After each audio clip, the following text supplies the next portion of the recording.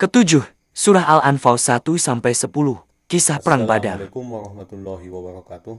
Kita masuk pada surat Al-Anfal, surat ke-8, 75 ayat, surat Madaniyah.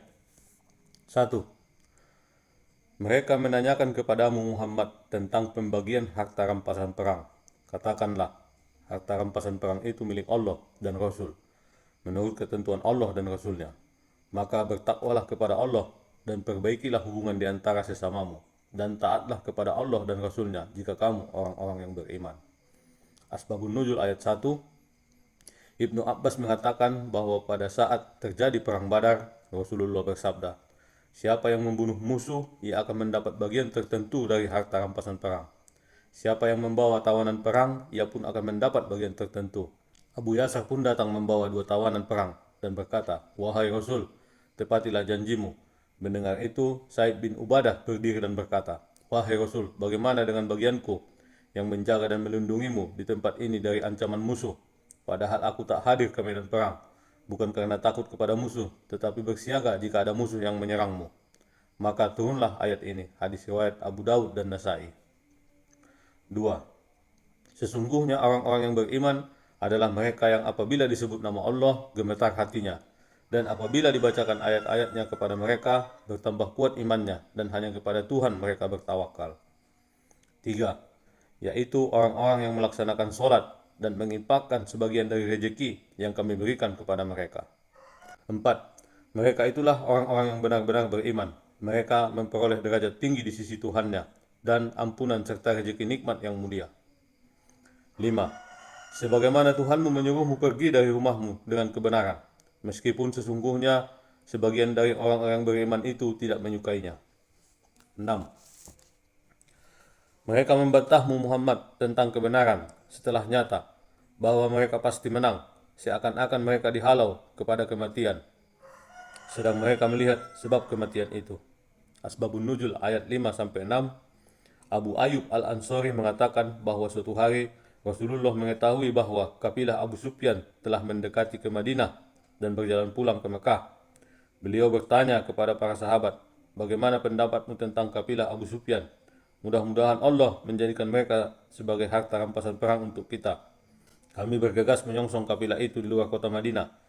Setelah 1 atau 2 hari perjalanan, Rasulullah mendengar bahwa Abu Sufyan mendapat bantuan Quraisy. Beliau pun berkata, bagaimana pendapatmu tentang bantuan itu? Sebagian sahabat berkata, wahai Rasul, kita tidak akan mampu melawan mereka. Lalu Mikdad berkata, jangan kamu mengatakan seperti yang dikatakan kaum Musa. Pergilah kamu bersama Tuhanmu. Sesungguhnya kami duduk menanti di sini saja. Kemudian turunlah kedua ayat ini. Hadis riwayat Ibnu Abi Hatim dan Ibnu Mardawi. 7. Dan ingatlah ketika Allah menjanjikan kepadamu bahwa satu dari 2 golongan yang kamu hadapi adalah untukmu, sedang kamu menginginkan bahwa yang tidak mempunyai kekuatan senjatalah untukmu. Tetapi Allah hendak membenarkan yang benar dengan ayat-ayatnya dan memusnahkan orang-orang kafir sampai ke akar-akarnya. 8. Agar Allah memperkuat yang hak Islam dan menghilangkan yang batil syirik, walaupun orang-orang yang berdosa musyrik itu tidak menyukainya. Asbabun Nuzul ayat 7 dan 8, Abu Ayyub Al-Ansari mengatakan bahwa suatu saat Rasulullah mendengar bahwa kafilah yang dipimpin Abu Sufyan banyak membawa harta niaga milik kaum Quraisy. Beliau menyiapkan 315 kaum pasukan muslimin untuk mencegah kafilah itu di daerah Badar. Abu Sufyan mendengar rencana Rasul dan segera mengirim Ibnu Amr untuk meminta bala bantuan ke Mekah. Bantuan Abu Sufyan datang sekitar 1.000 orang. Saat kaum muslimin dan kaum kafirin Mekah bertemu di sumur Badar, pertempuran tak terelakkan. Akhirnya Allah memberikan pertolongannya, lalu turunlah kedua ayat ini. Hadis riwayat Ibnu Mardawi. 9. Ingatlah ketika kamu memohon pertolongan kepada Tuhanmu, lalu diperkenankannya bagimu. Sungguh, aku akan mendatangkan bala bantuan kepadamu dengan 1.000 malaikat yang datang berturut-turut. 10. Dan tidaklah Allah menjadikan melainkan sebagai kabar gembira agar hatimu menjadi tenteram karenanya. Dan kemenangan itu hanyalah dari sisi Allah. Sungguh Allah Maha Perkasa, Maha Bijaksana. Asbabun Nuzul ayat 9-10, Umar bin Khattab mengatakan bahwa kedua ayat ini diturunkan berkenaan dengan doa Rasulullah pada saat perang Badar. Saat melihat pasukan musyrikin bertambah 1.000 orang, sedangkan pasukan muslimin hanya 300 orang, beliau bersabda, "Ya Allah, kabulkanlah apa yang telah Engkau janjikan kepadaku. Ya Allah, jika Engkau binasakan kaum muslimin, tidak ada seorang pun yang akan menyembahmu di atas bumi ini."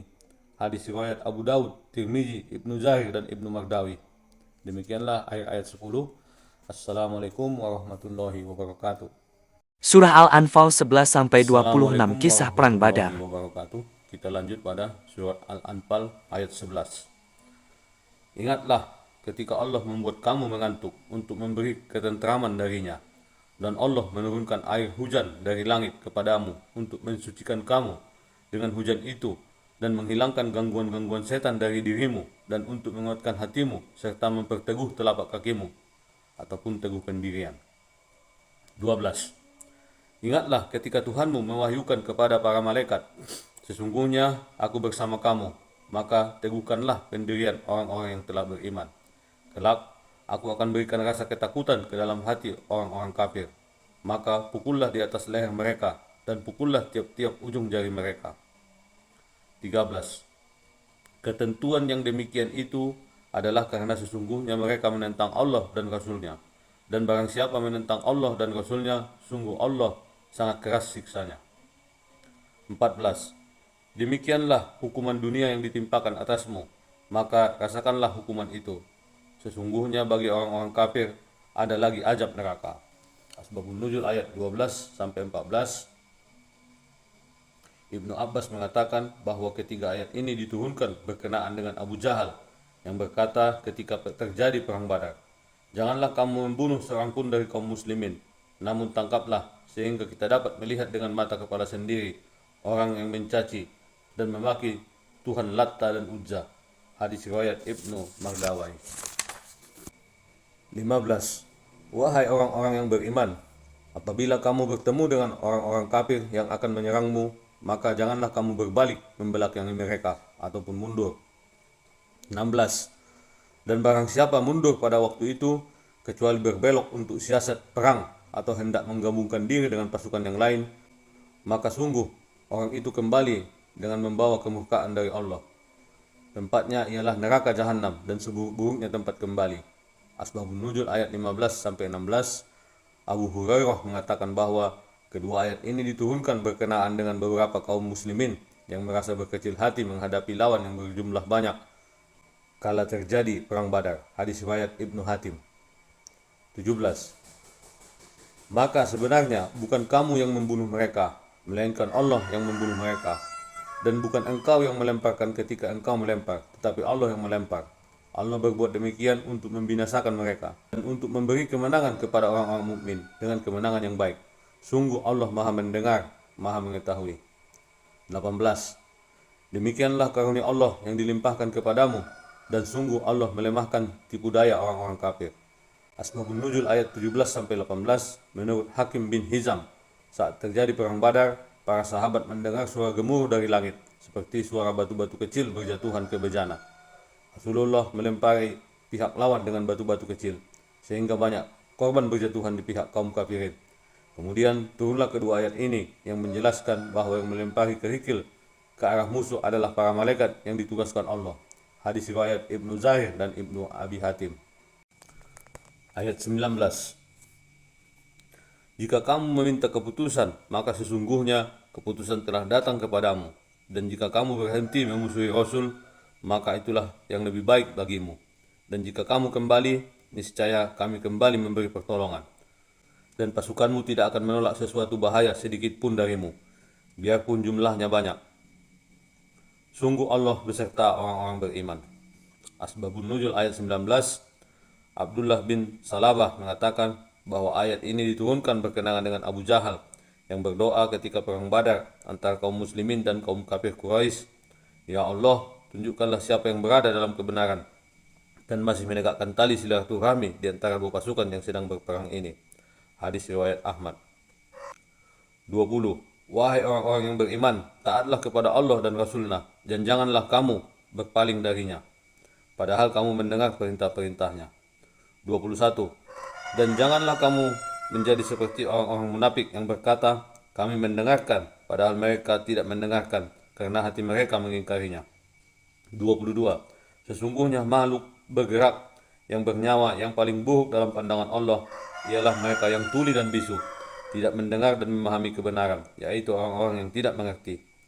23. Dan sekiranya Allah mengetahui ada kebaikan pada mereka, tentu Dia jadikan mereka dapat mendengar. Dan jika Allah menjadikan mereka dapat mendengar, niscaya mereka berpaling, sedang mereka memalingkan diri. 24. Wahai orang-orang yang beriman, penuhilah seruan Allah dan Rasul. Apabila Dia menyerumu kepada sesuatu yang memberi kehidupan kepadamu, dan ketahuilah bahwa sesungguhnya Allah membatasi antara manusia dan hatinya, dan sesungguhnya kepadanya lah kamu akan dikumpulkan. 25. Dan peliharalah dirimu dari siksaan yang tidak hanya menimpa orang-orang yang zalim saja di antara kamu. Ketahuilah bahwa Allah sangat keras siksanya. 26. Dan ingatlah ketika kamu, para muhajirin, masih berjumlah sedikit, lagi tertindas di bumi Mekah, dan kamu takut orang-orang Mekah akan menculik kamu. Maka Dia memberi kamu tempat menetap di Madinah, dan dijadikannya kamu kuat dengan pertolongannya, dan diberinya kamu rezeki yang baik agar kamu bersyukur. Demikian akhir ayat 26. Assalamualaikum warahmatullahi wabarakatuh.